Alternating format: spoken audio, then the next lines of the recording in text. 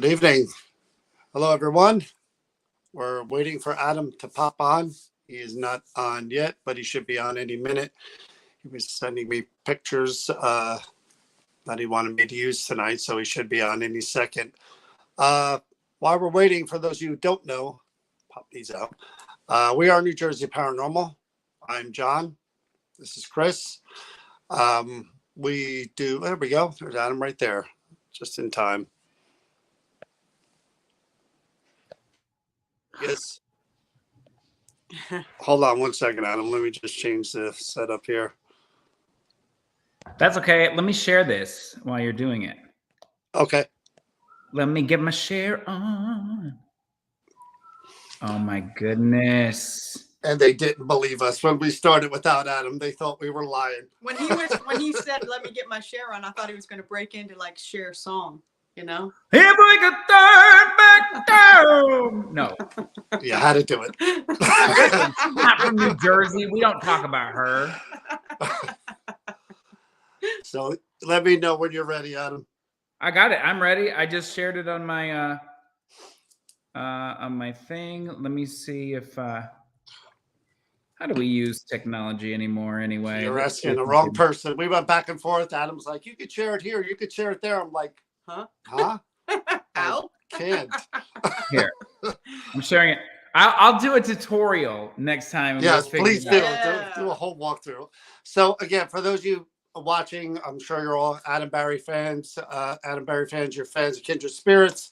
For those of you who don't know us, we were actually on the highest rated Kindred Spirit episode ever. I think that's no. I don't know. I thought you were telling me something I didn't know. I was like, maybe. Okay. So how you doing, Adam? I'm very good. Actually, that was the most controversial episode. Oh, I know. Because people thought I was like taking LSD on television. And I was like, no, honey, that trip would last much longer than like an hour and a half. Okay. Do you know that John Zavis reached out to me and he was like, what did he take for that episode? And I'm like, I said it wasn't any kind of, I said the same thing, like no LSD or nothing. It was honey from a. Yeah, it wasn't ayahuasca. It wasn't, it wasn't anything crazy. I remember, it's funny because people just, I don't know, it's weird when, okay, so I don't know if you know this, but paranormal things are weird, like obviously. And so, I've heard. And so, when we did that, it was a bit weird. I had a really incredible experience. I mean, it was just a meditation of sorts. And those of you who meditate, who know about that, they, sometimes you play music or you light incense or you use singing bowls and you kind of get yourself in the mindset of what you want to meditate about and figure out. And it basically was that. It lasted much longer than anyone else knew, and I died. So here I am. You describe all these other methods of meditation. You don't describe the one where you put a sheet over your head and coins in your eyes. I have to say, there's questions like, what's the name of that episode? People are going, what's that name? That episode. Well, I call it the Haunted Honey episode, but it's not. It is. It's the Ghost of Liberty Hall, I think. I'll tell you right now. I'm going to the Discovery Plus app because I don't know everything off the top of my head. I believe it's season 3, episode 7, I want to say. It is season 3. I believe. No, it's season 6. Really? Wow. God. Isn't it? Season 6? No. Yes. No? Maybe. I thought, I don't know why I thought 3. Maybe not 3. I don't know. Anyway, we don't even know our own thing. I should have looked it up. It's definitely not season 5. It's season 6. Yeah. It has to be. Wait. The Watch Under Carrot. Yes, season 6, episode 7. I was close. I was in there. Traditions Die Hard. You were on the last season. Like, it hasn't been that long. You were like last year. Time goes by. Okay. So this is a good segue, actually, because I'm literally watching it right now. It's playing on my phone. There I am.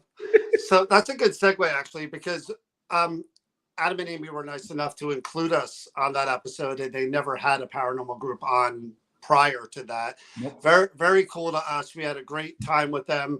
We were so happy to let them come in and experience Liberty Hall as well, which is going to kind of be a theme for tonight, because Adam will be at Liberty Hall with New Jersey Paranormal on May 6th, correct? Saturday. Yes, correct. And you will have a chance to meet Adam. He'll be there from what, 4 p.m.?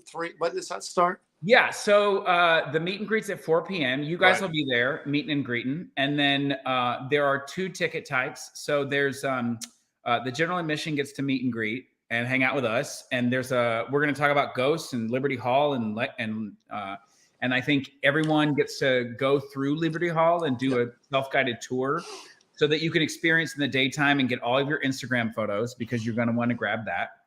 And then the lucky ones who get the VIP tickets get to investigate with us, which I think is going to be really, really stellar, because you guys have been there many times. Right. And you've been there. I have not been back since we were there filming. So I'm excited to see, like, if the captain is going to recognize me. Like, is he going to be like, oh yeah, that guy, I remember him. Or if he's just going to be fed up because he's like, oh, he's back.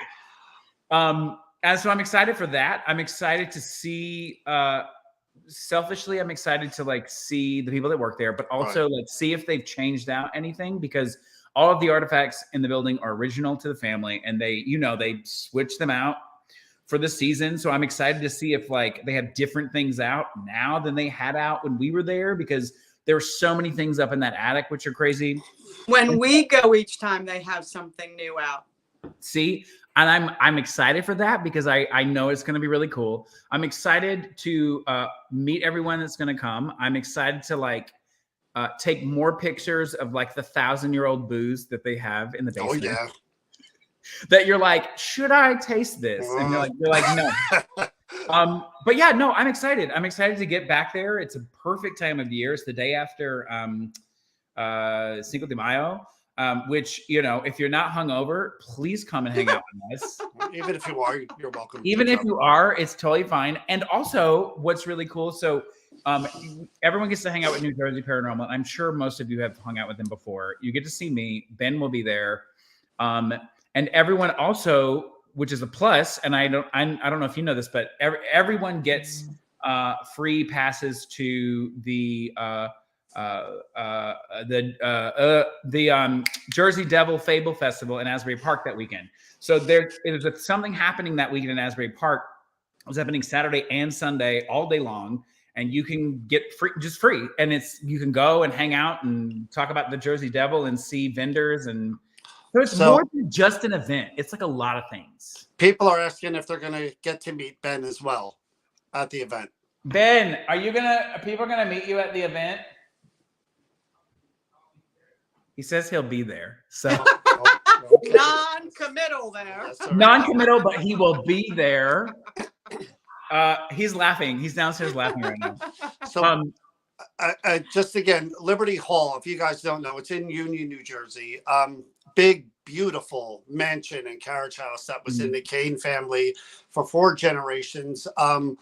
It is quote unquote haunted, but there are just generations of family members who have lived there before. It's a time capsule. Just again, Captain John, he referenced Captain John. The spirit of Captain John, I can go in that room and communicate with him every time I'm there. Mm-hmm.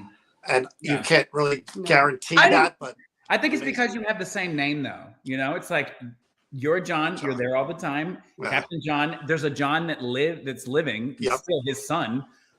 There's lots of Johns in there, and we're not talking bathrooms. There are a few. It's a mansion, or so there something else. or something else. You are correct. But yeah, so here's what's cool though. So we're doing one day, which is very exciting, and I hate to use this word, but I'm going to use it. It is a fundraiser for Liberty Hall. But what does that mean for you? Is like if you buy a ticket. A bunch of the proceeds is going to Liberty Hall. So you're not shelling out any more money to Liberty Hall. When you get there, it's done. It's on Saturday. If you go to adamberryevents.com, you can just click on the photograph. You can buy tickets directly from there. And for the people that are watching now, I hope you have a pen and paper. Oh, get ready. Get ready. Because this is literally, I've never done this before, but because we want people to show love to Liberty Hall. Are we doing an exclusive?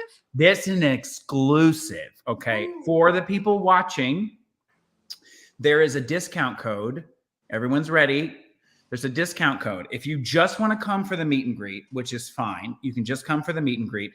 The discount code is GHOST, GOST. That's easy to remember. You type it in. It'll show the ticket. It's a percentage off of the ticket price. But if you want to join us for the VIP investigation, and there are some spots left, you use the code HAUNTED. Oh. See, clever, right? Just fits. Haunted. I almost did Haunted Honey, but it was too long. Haunted for VIP tickets. And I think you get $50 off VIP tickets, which is a lot of money. I mean, it's a lot of money off. So, and there's not many spots left. And, we're going to have a really good time. And it's your normal investigation where the, New Jersey Paranormal is going to lead the team. I will be in one spot. So you will investigate with me at some point during the night. It's limited tickets, but you can use that. Oh, look, somebody put it in. Yes. I know.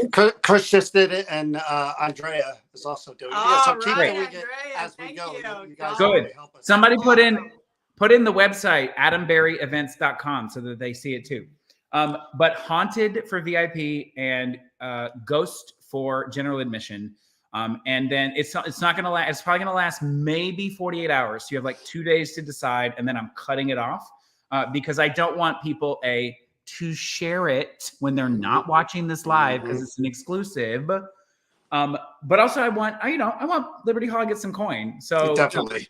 And I want people to come. So this is an opportunity for people to come and hang out, and I'm very excited about it.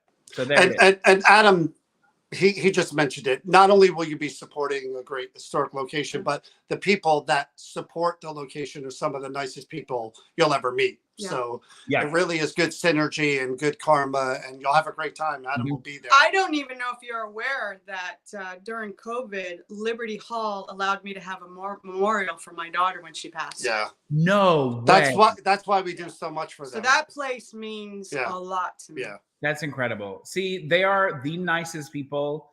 They've never done something like this before to this caliber. No. We're hoping, if it goes well, New Jersey Paranormal and myself can do a couple more like this for them in the future. But they're great because they're an organization that doesn't shy away from the what if. Like they don't shy away to the fact that there is activity. They had us come to be on, for Kindred. You guys were there, but they don't neglect their ghosts, right? And they don't make a mockery of them, and that is the best thing. If you do not come to the event, I'm looking for a spell right now. Do it. To curse you. I have my spell book. It's official spell book from Hocus Pocus. Don't worry about it. I'm going to figure out a spell. So let me tell you guys about Adam, because I've known Adam for a little while now. Adam's always been very good to New Jersey Paranormal, to us personally, the convention that we run. I've always known Adam to be a very stand-up guy. He says what he means. Him and I have had conversations, private conversations, and I think the world of Adam. And the fact that he's doing this event with us and for Liberty Hall means a great deal to us as well. And we can't wait for that event to be able to hang out with him. And so for you guys and us, it'll be a great time. So get your tickets. Yeah, please do. I'm very excited. I want to know if you're looking at the comments, Kindred Spirits Live. I don't know who that is. I'm assuming it's a spam. Oh, you think you're going to get rid of that when it comes back up? I didn't see it. Kindred Spirits Live. I can't click on them. I wish I could, but they're like, watch. Yeah, that's. I don't know what that is. Yeah, It's got to be on YouTube because get them out. It's got to be on the YouTube. So Adam, yes, let's talk about the book if you don't mind. Oh my God. Okay. So first and foremost, I asked earlier. John was so nice, but I asked earlier. I was like, "Can I mention the book?" the point of this conversation, this live, is to get people excited about New Jersey Paranormal and myself going to Liberty Hall. So Right. hopefully you guys will grab those tickets. Having said that, last week I announced something that I've been working on for a very long time. I'm still wearing pajama bottoms because I have been working on it again today. So it's like a never ending thing. So I have a book that's being published. It is in pre-order now. And the best thing that anyone can do besides getting tickets for, besides getting tickets for the event is to go to Amazon and pre-order the book. It is called Goodbye, Hello, Processing Grief and Understanding Death Through the Paranormal. I have made here, I'll show you like this little, it looks like that, but it's backwards.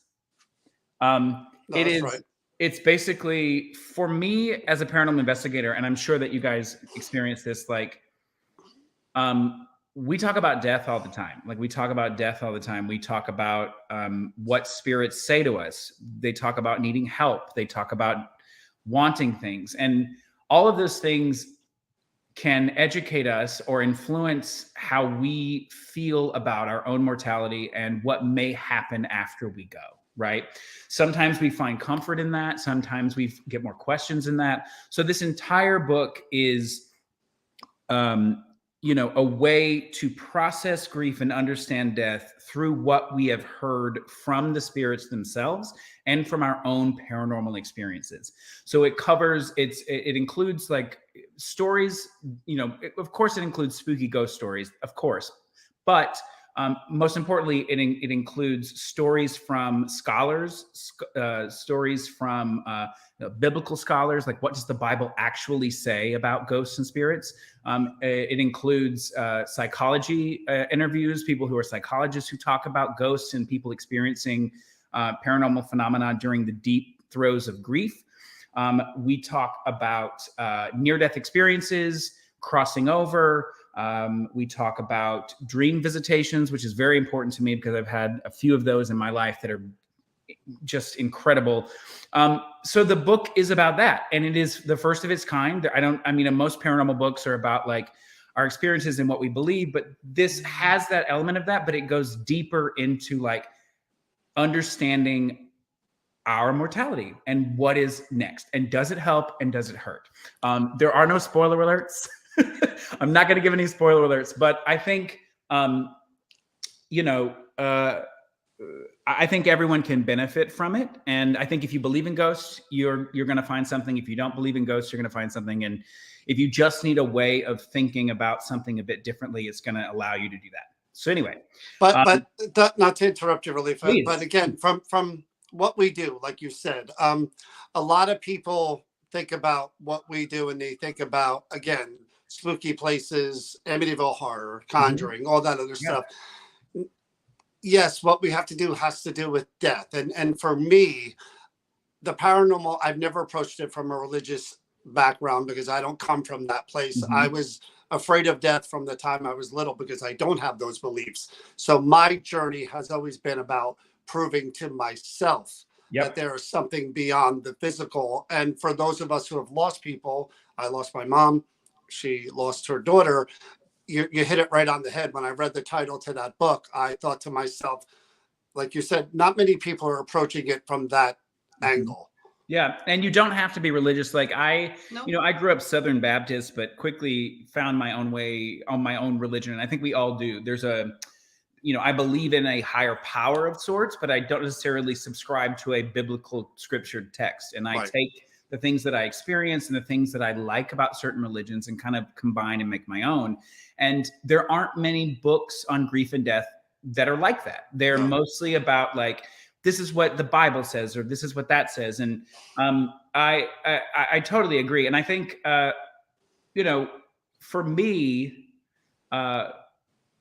it's also about making sure that we understand who we're speaking with on the other side. And you guys know this, and you do this. Like when you are talking to a ghost and you are asking them questions, really understanding what that is. Like, that is a person who once lived, who was just like you. They have the same things on the other side that you want today. They want communication, understanding, confirmation, respect, and they go hand in hand. They just have a harder time of getting that. And it's how can we both understand each other in a way, and knowing that, like, ghosts may not be here forever. Like, there may be a reason for them to be here, and eventually they go on somewhere else. Or I tackle subjects like, well, I've never ever, me personally, have never had any of my own family members come through to me. What? Like, why would that be? Right? They have a direct line to me. Like, they know what I do for a living. Like, it would be so easy for them to be like, oh. But then we go through theories and ideas about why that might be. Good. And it's positive. Everything, it's a positive thing. So in any case, I am so, can I say fucking? I did it anyway. I'm so excited for this to come out. It drops September 26th, but the only way for anyone to actually read it and see it is to pre-order it, because when you pre-order it, it helps it gain momentum on like lists and charts, and people start talking about it. So if you go to adamberrybooks.com, you can purchase it off Amazon or Barnes & Noble. And not that you're going to do this, but if you want to get multiple copies, get it off of Barnes & Noble, because it just helps. If you're going to get one copy, give it off Amazon. And for a limited time until May 1st, I will be signing book plates. So if you purchase the book on Amazon or Barnes & Noble, you can submit proof of purchase through adamberrybooks.com. Just screenshot your PDF or upload your email or whatever. And I take your name down, and I will, free of charge, I will send you a book plate. It has an autograph that you can put it inside. Oh, cool. The book and get it. And you could bring proof. I mean, bring proof of purchase to the event that we're doing May 5th, and I'll sign something for you. You can slide in the book if you'd like. There you go. Good idea, though. I mean, yeah, I think so. I think it's really cool, and I'm stoked. I'm stoked about it. But can we touch on some of those? I know a lot of that's in the book, but do you mind if I ask you about any one? Okay, here's the thing. Touching on points that you made there. You were raised, you said, Baptist. Mm-hmm. Did your views on what spirits and the afterlife did they change once you got into the field and started actively trying to communicate with spirits? Did your view of heaven or the afterlife or spirit, did any of that change, or was it kind of right on par? No, I think so growing up, in a religious setting where you're sitting with a book and you're being told what the afterlife is, right? And you're not allowed to ask questions outside of that box. Right. The second you start asking questions outside of that box, you don't have enough faith. You don't believe enough. You don't like all of this, right? So for me, the Bible talks about this world, this fanciful world. And I'm like, okay, cool. That's interesting. And then I started investigating, looking for ghosts. And for me, it was, it changed the way I thought about what the afterlife could be. Right. So I believe, I'm running with a theory right now. Spoiler alert. I didn't say there was going to be a spoiler alert. There's a theory that that's being batted around that, because we are energy-based creatures, we are what we are. We're that you can sort of might be able to determine what your afterlife is based on what you believe, right? So if you believe there's a heaven, you'll go to heaven. If you believe in nothing, there may be nothing. If you believe in ghosts, you might be a ghost. It's like creating your own It's version. almost like manifesting your... Sort of, yeah. And it's like, is that true or not? We have no idea, but I like to think of it in that way, because when you talk about near-death experiences, most people, I say most people because there are some weird occurrences. Most people, when they have a near-death experience, it sort of lines up with what they believe, right? They see a beautiful place and they're guided by angels, and they get to a border where they know if they go past this border or river or line, they will not return, and they either make an active choice not to go and Right. turn back to their body, or some being says it is not your time. Right. And then, but that aligns with what their religious beliefs are, right? And then you have, some people who believe in nothing, or not nothing, but like just don't believe in that kind of thing. And, they have a near-death experience where they are in the vastness of darkness and they are just living, existing. They are everything everywhere all at once. Not that movie, but close. And they are like, they just exist in this world and they know things, and then they realize it's not their time and they come back, right? So that's an interesting idea. But for me personally, I think paranormal investigation helps me understand that there is something. Right. That I think it is singular and specific to each individual. There may not be a collective, but I think there's collective consciousness in certain things. I hope I get to see some of my family members on the other side. It would be nice to be able to have the same kind of thought that I have now and to see them again. Right. But I think that might actually come with the collective consciousness. You just go to the collective and you experience all of that because we are all one and we are all together in the same sort of soup. Well, I mean, it is interesting in that, just like you, everything that my beliefs are based on what I've learned and what I've felt and what I've experienced. My mom, when she was passed, and she passed to COVID, but before that, she was older and she was in a nursing home, and she did what other people, people were visiting her that I knew had passed. Now, this part of my brain said she's, dementia, maybe, things are getting in that area. But then there was another part of me, the what if part of me, the paranormal investigator, that said, boy, wouldn't it be amazing if that were true? There are the final chapter of the book is it's dealing with death now, like dealing with death in our own life. And what does that feel like? And it covers topics from, there's a friend of mine who is terminally ill, and it's like, what is his thoughts on what he's feeling and doing? But there's also like personal family stories about when both of my when my grandmother died and when Ben's grandmother died. They each had moments of whether they were lucid, and they would do certain things or talk about certain things. And, it's paranormal. It is bizarre because, they see things that aren't there. They talk about people that are not there. Ben's grandmother talks about a train. Oh, there's the train, but don't worry, it's not my turn to go yet. Like, wow. It's beautiful. Like, what does all that mean? And so we sort of dissect what that means, or theoretically, obviously, because, and we talk about it in terms of like, does that help us understand? And I think in a way it does. It showed our family that there is something. There's something there, right?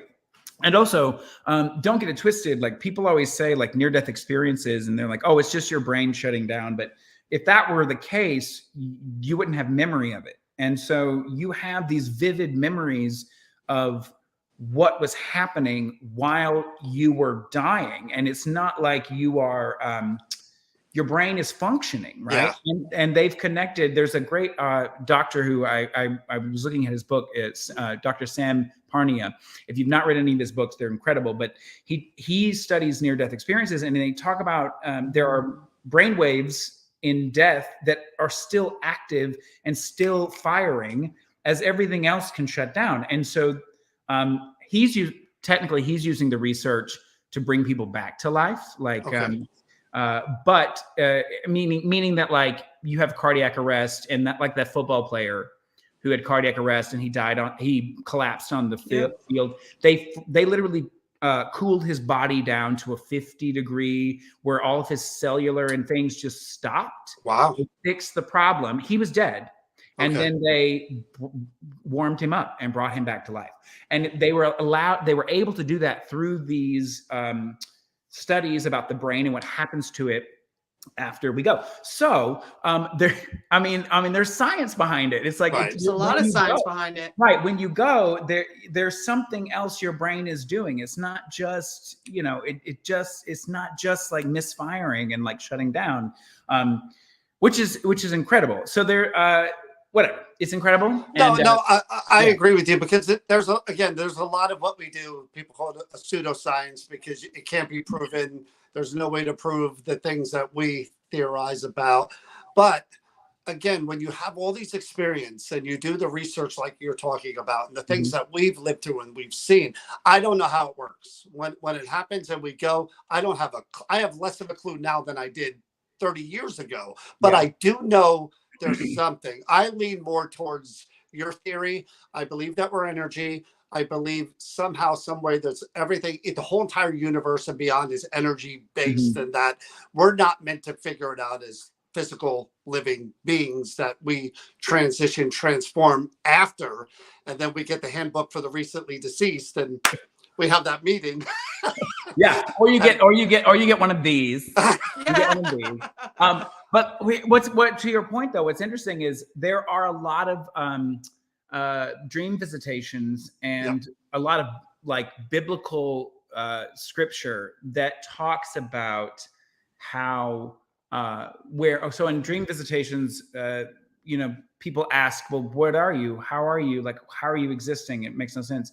And usually the response is, I'm okay, I'm good. But it's too much for you to understand. Almost like what they are experiencing, there are no words for us to understand what that is. And they, in a biblical reference, if you think of religion or scripture or whatever, doesn't matter what religion, but if you think of it in that way, if we as human beings 1,000% billion percent understood what death was, right? Understood it, knew where we were going,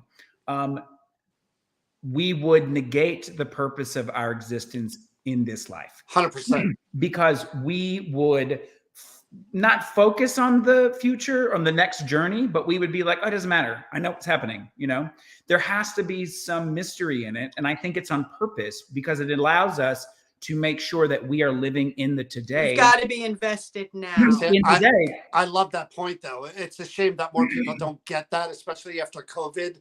You would think that point would be so obvious to everyone that we don't know what happens after this journey. So appreciate this journey and everyone around you. I have a little bit of an added to the whole collective thing for me. Like, and obviously because I lost my daughter who I was very close with, and you met her, believe it or not, at one of the things, and she was young. And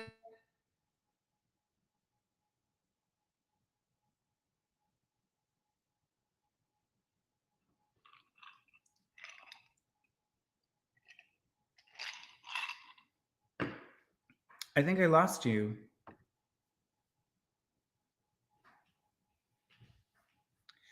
There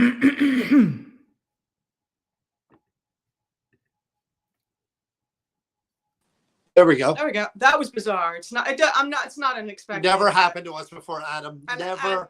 We were talking about your daughter. How weird is that? Yeah. How weird is that? There's a whole story. I'm not even gonna get into with that. That's too much. But wow. I believe that because we're so connected and the love that is so deep and we were so close. She was more than my daughter. And I don't believe that bond can be broken even in death. I believe that that's still there. And I just got a call from my other daughter who they were like this. People think that couples are soulmates, but there are other type of soulmates, and they were soulmates. They were like this. And she told me that she had a disturbing incident that happened where my daughter showed up. And it was like she was trying to close the door because something was going on in the house that was dark, that she warned my living daughter to go check on my grandson. Wow. Yeah. Yeah. I mean, we're all connected. We're all connected in this way that I think I think for most people looking at paranormal content and thinking about the paranormal, it never gets this deep, right? Like when I first started out in the paranormal, it never got this deep. No. I was into looking for, like everybody, I was into looking for ghosts, having experiences. But when the switch flipped, Yep. and I understood what was on the other end of that conversation, different things. it makes me more compassionate and understanding about where they are and what they might be experiencing.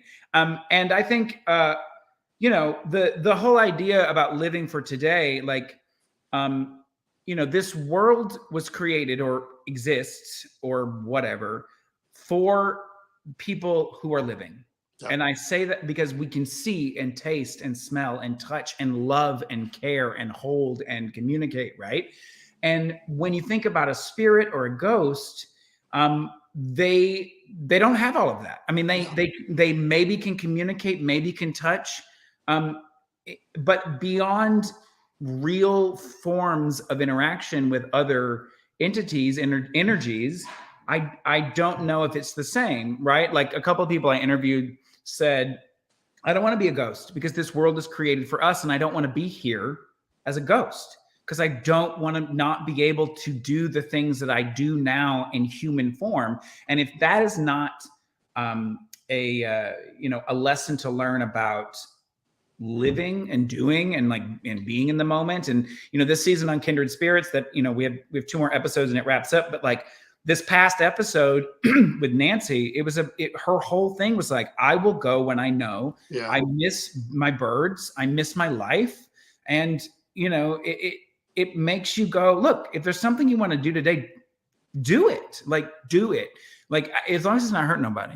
But like, do it, right? Like, and just kind of go for it if you can, and it's not hurting anyone. And because we, in a sense, we don't really know what's on the other side, but I think paranormal investigation has moved into a space where it is better to theorize and explore what might be on the other side and look beyond just basic communication and interaction. Oh, I agree 100%.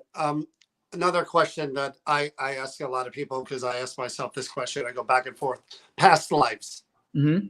Do you believe that we all kind of get recycled and I'm not a big believer in that, but I have seen, we interviewed someone who reincarnation was on one of those Netflix episodes where their child Defied could reality. tell details. Yes. Yeah.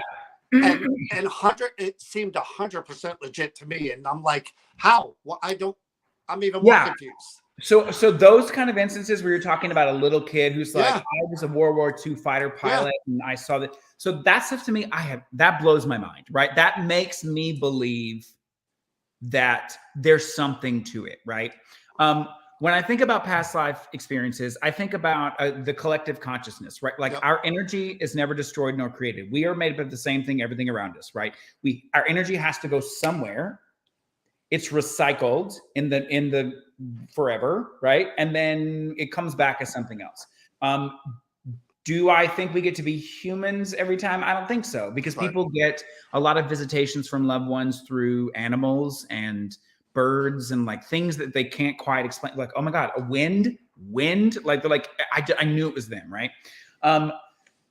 I have had one past life reading done by a psychic. She was like, can I give you a past life reading? I was like, sure. She told me some really interesting things that matched up with my personality, with quirks that I had at the time that nobody would have known. Like, it just made sense to me, She told me 2 things. She said, you were a Revolutionary War soldier left for dead. You were British. And I was like, well, that's interesting because I've always had an affinity for, Boston and the Revolutionary War, the British flag. Like I used to be obsessed with like British culture. And like, I used to have like patches with the British flag. I was like, weird. This is weird, right? It's just fucking weird. And It is a weird coincidence. I ended up going to school in Boston. It was the only I went to the Boston Conservatory, but like when I'm walking downtown Boston, when I'm in Faneuil Hall and in the historic district, I feel like something, and and I know people say this all the time, but like when I'm in Salem, especially when I'm on the coast of Salem, I feel like my structural DNA flips, and I don't know what it means. I don't know what it means. I feel like a different individual. Why I don't live there? I think it's because I don't want to miss out on the feeling I get when I go. So I don't want to go there and then just ruin it. But like those kind of things happen. And so I believe that could be a possibility. Definitely. And when you look at these little kids with these crazy, I don't understand. You're like, okay, well, that's a thing. But it makes sense when you think about, like the going somewhere and then being recycled into the nothingness. But then people are like, well, what about heaven? Like, if you're doing that, what about heaven? That doesn't mean that your heaven can't be what you think your heaven is going to be. Yeah. It's just, you're going to experience this. You're going to go to a journey. Yeah. You're going to go to your journey and you're going to continue your journey. And then eventually your journey will lead you somewhere else. But we talk about energy. I mean, it's infinite, right? Time doesn't exist. Right. And we're talking about energy all the time about, but what about the soul? If you believe in the soul. So I think that's a difficult. Well, the soul's connected to religion, right? Yeah. So I think if you're like, I have a soul, then you're saying that your soul is a product of you. You are your soul, right? Like you are Adam Berry has a soul who's Adam Berry, and that Adam Berry soul will go to somewhere else and live Adam Berry somewhere. I think that's more the consciousness than it is. Right. I do too. And I think it doesn't, I think your soul is the way to say energy. It is, what is that thing that's inside of you that makes you you, that exists, that makes you you. Yeah. And I think, if you're driven into that collective consciousness and made into that like energetic soup, what's to say that your afterlife can't be you see everyone that you know, because you are everyone that you know. Right. Like you see them, you of course you will, because you're gonna be them. It sounds weird. And then like when people who have dream experiences, they talk about the person saying, I'm gonna go to the next journey, and I'm gonna go. And like even in the Bible, they say, Jesus goes to prepare a place for those that follow. It's about those that we have lost going to the next step and sort of warming up the seat, as it were, because you as a soul and a spirit realize they've gone, and you go, okay, and you start thinking about what that is and what that means, what that is, what that means. And then you go, and it's like, great, you're going to prepare the place for everyone else, because everyone else that you've left behind is now thinking about you. And like, you're sort of like warming up the seat. And, there's so many different ways to view it in terms of like what people believe and what people know. But I think the biggest takeaway, though, is that it's all going to happen to every one of us. Yeah, we'll all get to find out at some point. And it's they always say there's two things: it's death and taxes, right? And people don't pay their taxes, so it's literally death. Okay. I want to touch on it. I'm so happy we have you here, and I want to touch on the Liberty Hall event again at the end. Please. But I have a few more questions, because I never really get to pick your brain and talk to you like this. When I talk to Chip, Chip, we know Chip. My mediums, I do believe that there are mediums that are legit, but I do believe mediums are a dime a dozen. Not all of them are 100% legit. And I had said to Chip, getting into deeper what we're talking about here, if I had mediumship abilities, and I don't know if it's the same for you, but if you had that ability, being a researcher and a paranormal investigator, if you, all of a sudden you woke up with those abilities tomorrow, wouldn't you sit in a room for a month trying to get every answer you could from any spirit you could connect with? So interesting. Okay, so this is how my brain works. No, this is great. Welcome to my world, Adam. Listen, this is one of my favorite interviews so far, like in 2023, and I hope you save it so I can repost it. Here's what I think. I think technically, John, you could do that tomorrow. I think you could, and I'll tell you the reason why. I think if you, as you, knowing what you know, having experienced what you experience, you don't have to drink haunted honey, right? Oh, well, that's half the fun. Yeah, I know, but like, do you meditate at all? No, I can't. My brain doesn't shut off. Well, that doesn't necessarily mean that your brain isn't shutting off. It's just, right? So it's the idea of like sitting in that silence and exploring the thoughts. I mean, we all did it when I don't know, we smoked the weed. I never inhaled. But like, you know, it's like where you sit. I mean, no. Yeah, I never inhaled. No. It's where you sit and you get all these ideas, right? And you're processing and you're meditating. And I think, yes, to wake up with psychic abilities one day, all of a sudden, like insane, right? But I don't think that's how it happens for most people. Like, I interviewed Tyler Henry for my book. We all know Tyler. Such a nice guy. And he talks about, you know, when he talks about his experiences, it was a gradual thing. It was like he started, he would scribble in class, and then he noticed that these thoughts were coming in as he was doing it. And it wasn't necessarily like an overnight thing, but he just noticed that it was happening. And I think, you know, Chip always says, I think he thinks everyone's a little bit psychic. And I agree in a way. I think there are people that are more open than others. I think you and I think the three of us, when we investigate the paranormal, we sort of have to open ourselves up a little bit.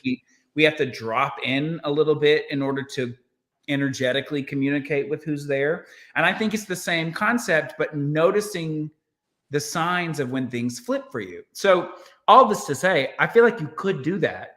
If you wanted to. But I also believe that, you know, because Chip is guided by spirit guides and Tyler is guided by spirit guides. And I believe that I have spirit guides. I did do you know the psychic Lisa Williams? No. Mm-hmm. I do. So, Lisa Williams. So I was obsessed with her meditation CDs. That's how old I am.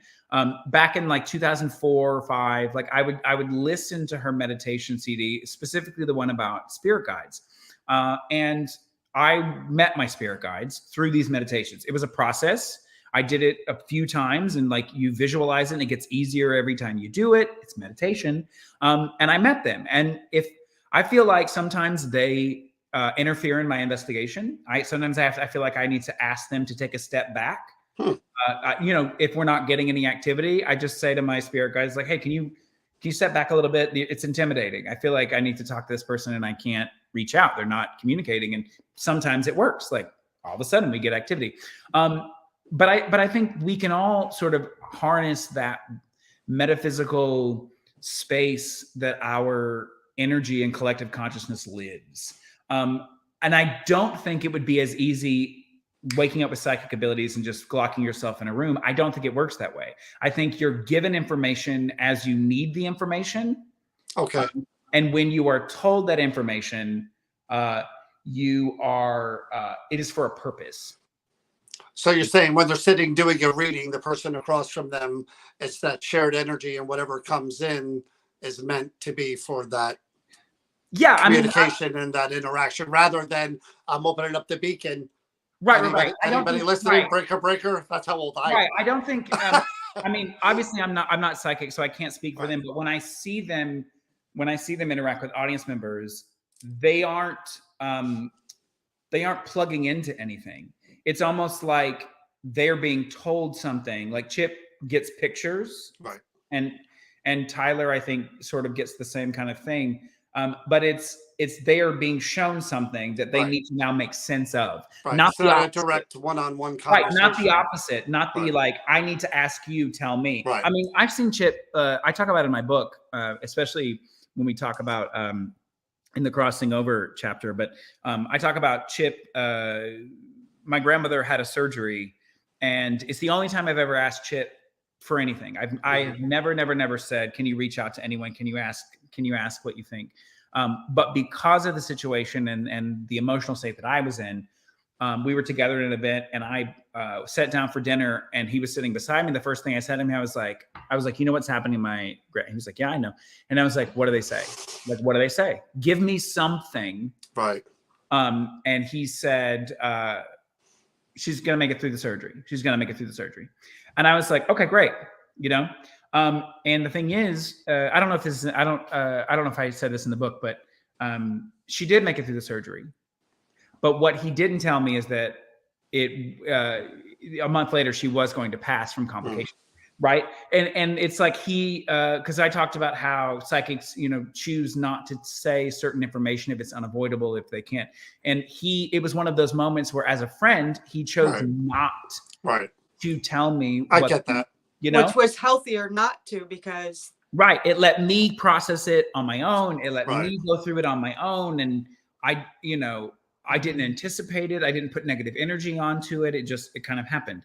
And so, yeah, I think, it would be cool, I guess, to lock myself in a room and get all the information. But I think, again, it's just an investigator. We receive the information during an investigation based on what we need in the moment and what we ask for. And it's not like you and I show up in a room and go, okay, tell me. Yeah. And then they just go, right? We have to have a reason. There has to be something there, Somebody is mentioning, again, even I don't know about this about you. They're asking you to tell your story about Gettysburg. I actually had my first experience in Gettysburg as well, and paranormal wise. Listen, kids, on the battlefield. Listen, kids, listen here. It's a really long story. Is it? Okay. But this is what I'll say. It's in the first chapter of the book. Okay. You hear But we are that? selling those books tonight. AdamBerryBooks.com. Exclusively in the book. But because this Friday's episode is in Gettysburg, we go back to Gettysburg for Kindred Spirits. Okay. I will say to you that I had this experience in Gettysburg in 2004 or five, I think. Okay. And I took the ghost tour. Nobody in my friends wanted to take the ghost tour. I took the ghost tour. We ended the ghost tour on the battlefield right across the street from the Farnsworth house, like near if you go there, near the track and field. And it looked much different back then. And we were there, and I asked if I could, because he was talking about the battlefield, and there was, talking about the death and what they see down there and the line of trees. And I said, can I go down there? And he's like, I wouldn't. And I said, okay. And I went, right? And that's really what happened to me down there is a very much longer story. But I think one of the themes that come up in the book is jumping, leaping, right? Just go, right? Even if you're scared, go. It's not going to hurt anyone or kill yourself. If you're not going to die, like just go, do something, right? That's like, that you can do, like take the chance. And for some reason, I felt like I needed to take this chance, and I went. And when I went, it was a make or break moment for me. I wanted to have an experience, and I did. And it changed the way that I saw my reality. And from that moment on, I was obsessed with what the hell just happened. We've been back many times. We just took Strange Escapes.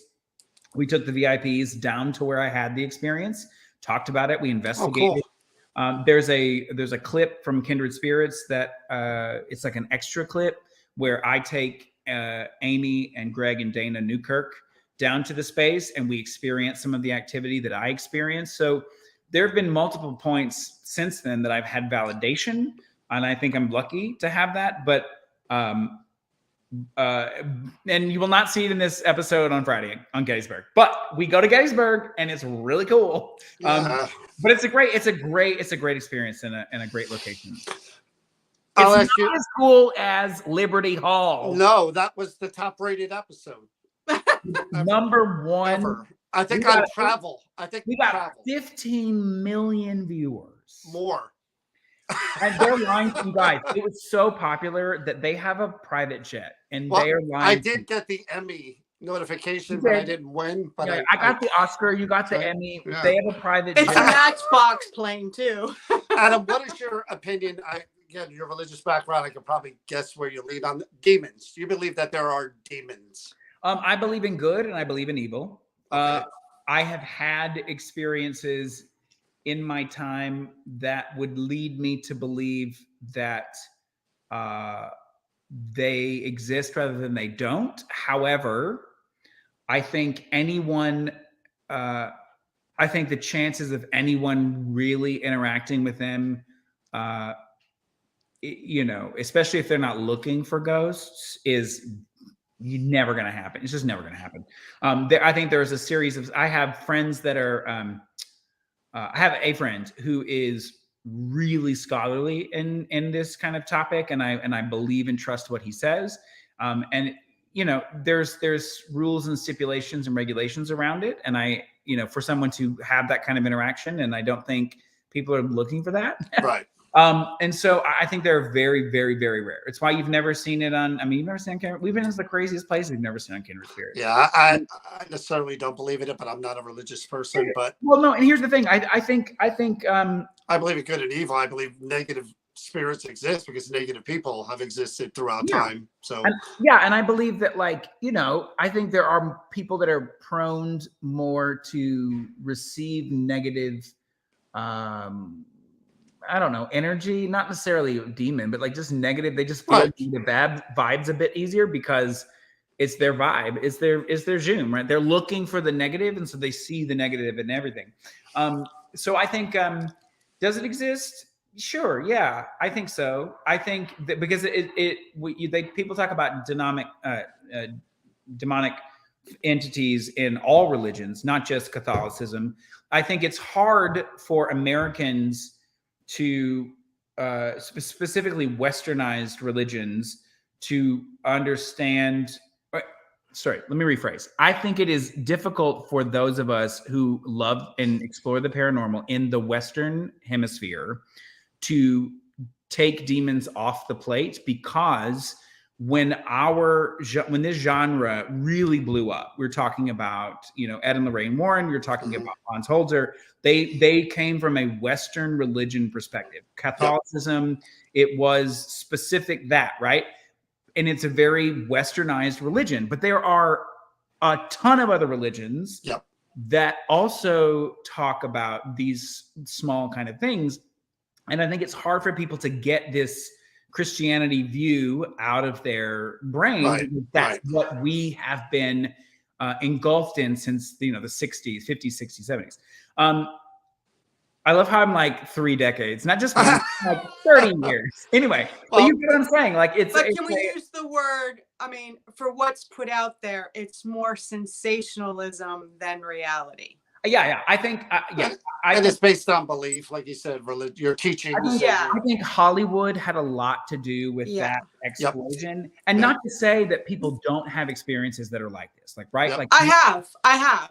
Right. I have. He believes in evil, and I know what he means by evil and human beings, but I did suffer through something growing up that was not the evil of man. I can't tell you what it was, but the only way I can describe it is by what I was raised by, that it was inhuman. It was to me at the time what I thought to be demonic. But doing this, I'll still say that it's not the evil of what we know of man. It was something else that I don't understand. And I still don't know. Again, it's when you classify any of it, you're thinking of we are trying to process it in the only terms that we know. Yes. And so it's easy for us to jump to those words and to those things because we as a species want the answer now. Like, especially that's the thing. Yeah. Especially in this environment. And I think, I've experienced really incredible things that just, I don't think are human based. But that doesn't necessarily mean that I felt like I was going to get possessed. Yes. Right. In that moment. And I think, it's for everyone to like, you're not going to like, just take a chill pill. Like I have Ouija boards, and I posted that thing yesterday. Like Ben and I won this, we collect a lot of things, but we collect like Victorian mourning jewelry. And we got this really beautiful brooch. And on one side, it has blonde hair, and it's intricate, and it's this little tiny brooch. And the other side is a bone that has been carved into it. Is no. It's just like gorgeous. I saw human hair and bones and stuff. Yeah. It looks like a deer. But people are like, the amount of comments, that were like, is something attached to it? Be careful. Oh my God. Like, you guys, that's not a thing. That's not a thing. And if there was anything to tell me that we need to be doing what we're doing, is those kind of comments. Because I'm like, no, this is a memento made for someone who passed away, and they wore it as a symbol of love and honor for that individual. That's and like wearing a locket with somebody's ashes in it. Thank you. It's Well, or like Angelina Jolie, get me some blood. God. Like, Yeah, there but you go. there's a question. You kind of go back a little bit. Attachments. Do you believe you've ever had one? no. In all the investigations you've ever done, you don't feel like something was kind of feeling weird a day or two after, and you No. just kind of. No. I mean, Really? would we know though? But would we know? I think you would know. I kind of felt a little bit of that here and there. Well, okay. So attachments, they're two different. Well, that goes. Do you use any protection? No. No. Virtual papers. Ben, that is not a thing. He's trying to stir the pot, you guys. Say Stir it, it. Ben. Stir it. Go ahead. No, he was just saying. I just acquired like 26 spiritualism papers from 1865. They're like beautiful. They were found in an Appalachian barn in a plastic bag. Wow. And they are spiritualist papers, and they're really cool.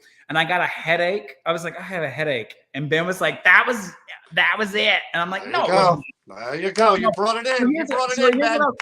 Look, this is what I'll say about attachments.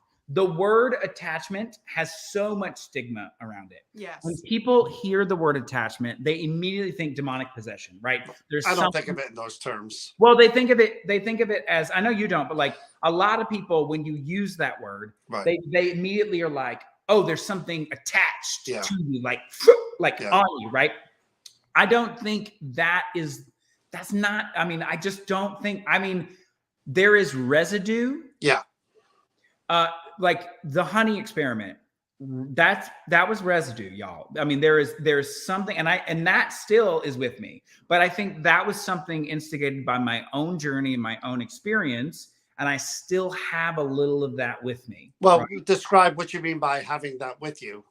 Meaning that like the experience that I had changed my views on how I feel about those in the afterlife, the way I communicate with them, the way that I interact with them, the way that I think about the questions that I'm talking about, right?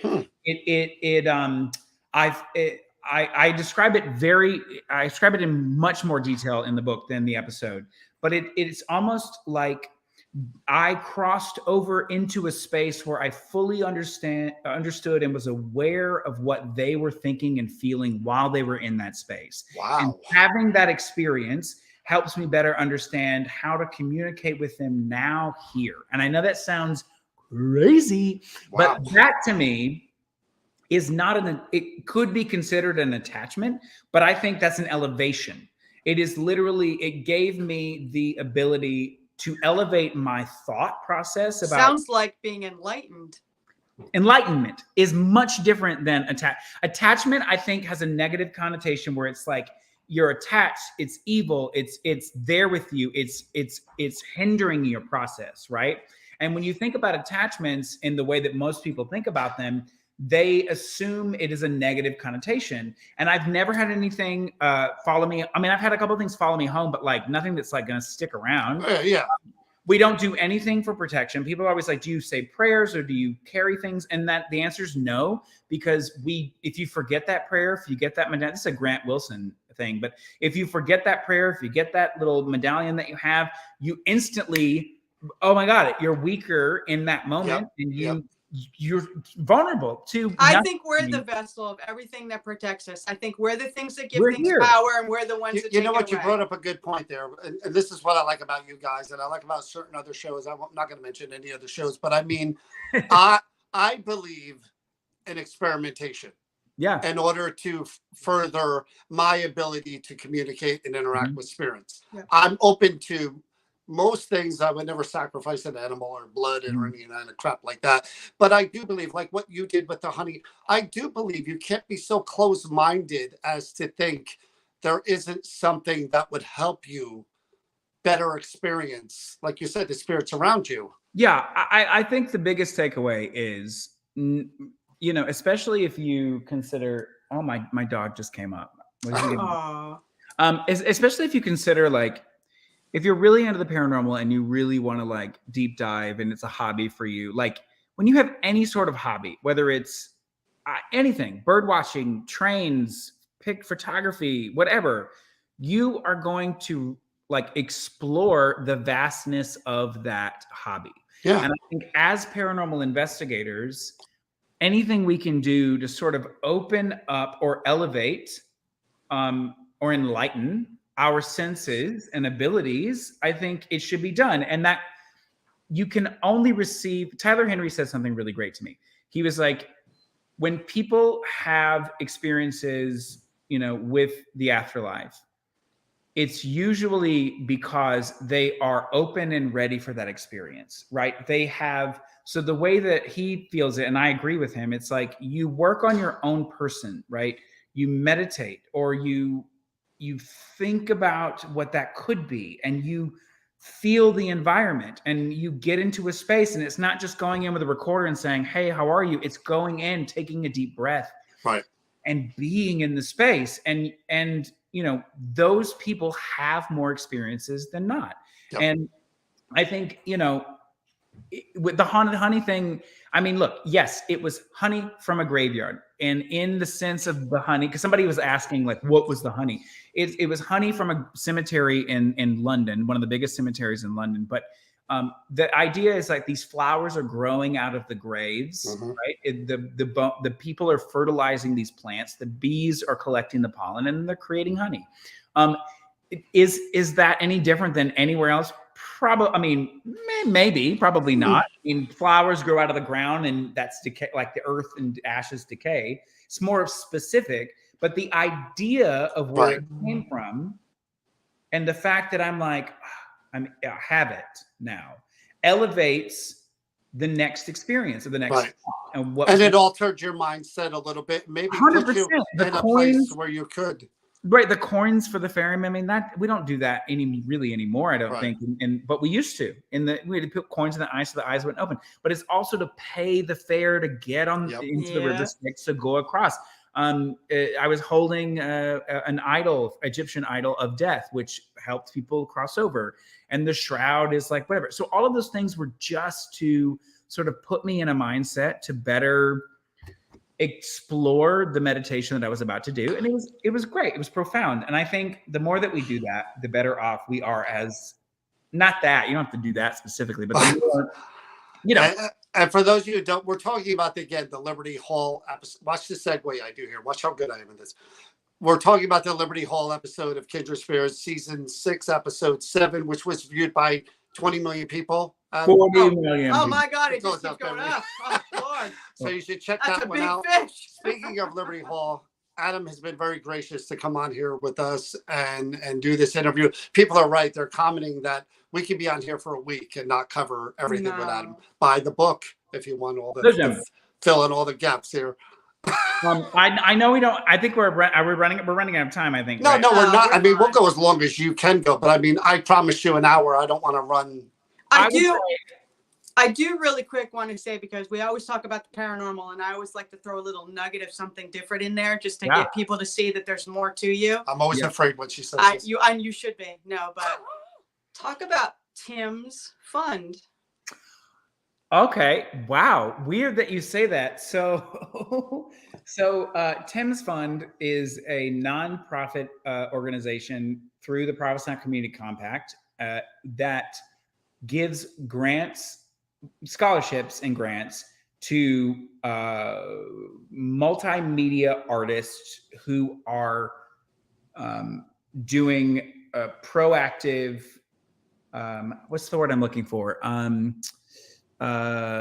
Not protest. They are documenting social activism. Right. So and what's weird is, so where I am right now, this space behind me, yes, that sign says I am 39 plus with a bird because I just turned 40. So this is literally Tim's house. This is Tim McCarthy's house. He passed away, sadly, in 2018.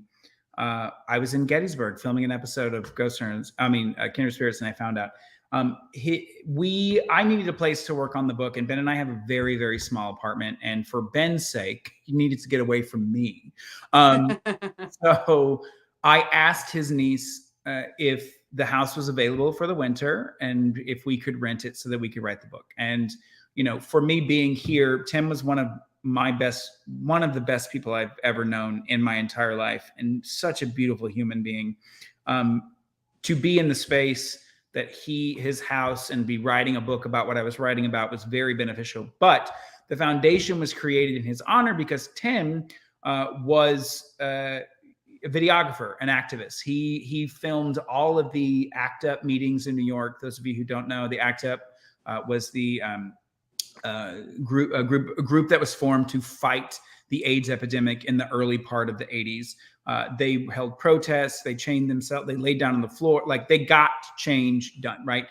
If you've seen the movie How to Survive a Plague, most of that footage is Tim's footage. And so the organization, Tim's Fund, is to support people who are filming things that should be seen by other people, right? Because knowledge is power. Yep. When Tim passed away, it was very sudden, it was very unexpected, and it wasn't because of his work. But he was actively infiltrating conversion camps in Uganda. Wow. Filming, going in and saying that he was an ex-gay from America, and he wanted to film what they were doing, and they allowed him into these places. Wow. They were like, literally think of it as a paranormal convention, just with a bunch of people who are either wanting to not be gay, transitioning, like Uganda, you guys. Right. And so he would go and film all of this, and that was what he was working on. So that's what the Tim's Fund is. It's under the same Provincetown Community Compact. Also is the fiscal sponsor of our nonprofit theater company, Peregrine Theater Ensemble, that I run as well. I do a lot of fucking things, you guys. But I want people to understand that there's so much more to you than just the paranormal. A little nuggets of when I saw that I just wanted that out there. That's pretty phenomenal. Not many people know that. And I think, it just supports people to like make sure that things are documented. Like, his office is here and it's locked right now, but his office is here. He has millions, I'd say millions of hours. I don't know how many hours is a million, but like a million hours of just footage from just things that would have been lost otherwise. Yeah. And I think it's important, documenting what we do. And now people just film everything, but like this is a little different. This was back in the 80s. But there's filming, and then there's actually showing there's like, hey girl, hey, what am I doing? And then there's like someone who's like, running, trying to change the world and make a difference from the Ugandan police because they're being raped. Like it's the thing.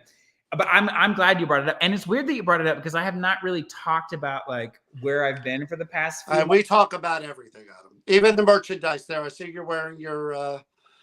I wouldn't shamelessly plug my merchandise like that because I just I should reveal to you now, John. I should come out of the closet and let you know I am an unpsychic psychic.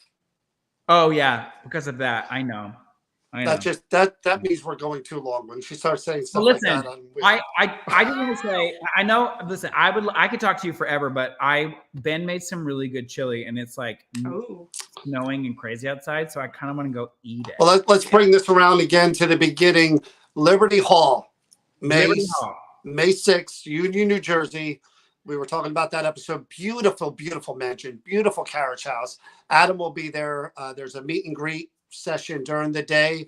There's a ghost hunt at night with us and Adam. There is a discount code. The discount code, let me tell it. So look, this is just for the people viewing in the next couple days. If you go to the website and you use the discount code GHOST, you can get discount tickets for general admission. That's just to meet us, get the lecture, hang out for a bit. Tour the buildings. You could tour the building. And then if you use the discount code HAUNTED, that's for VIP tickets. And then you can investigate with us. It's like $50 off, which is very good. I'm looking to see if anyone's gotten it yet because I haven't checked. But like all the money, most a large portion of the proceeds goes to Liberty Hall. People are buying tickets. I love that. Also, The book. Go to buy the book. AdamBerryBooks.com. Go buy the book. Adam, Thank you so honestly, much. thank you so much. We really appreciate you doing this. Thank Very you. enlightening night. Look, listen, anytime. We'll have to listen, we'll take a lot of videos before the event happens, I'm sure, and we'll be in touch. And then we'll have to do another live closer to when the book is actually launched, and we can definitely. talk about it more. That would be It'll awesome. be fun. Thank you All for right, having Adam. me. Take care. Thank you. Good night. Thank you. Bye. All right, guys. Hope you enjoyed that. We, New Jersey Paranormal, follow this page. We do live investigations. We do more live interviews. We do just random discussions about the things we were just talking to Adam about, where we let you guys join in if you want to come on screen, talk about your experiences, talk about paranormal subjects like we just talked about with Adam. We do this. We're on 3 or 4 times a week. Tomorrow night, we mentioned haunted objects. We will be investigating haunted objects live from a place called the Creeper Gallery in New Hope, Pennsylvania. So maybe come on at 8 o'clock. Check that I out. also want to say that on March 20th, we're going to do a special interview with a death doula. So if you don't know what a death doula, you might want to come on and find out, just like we want to hear about it. All right, guys. Thank you so much for watching. Get those tickets to meet Adam May 6th, Liberty Hall, Union, New Jersey. You won't be disappointed. You could talk to him about all this stuff in person. Check out Liberty Hall, Haunted Building. It'll be a lot of fun. All right, guys. Thanks Good for night. watching. Stay safe, be healthy, and be kind. Have a good night.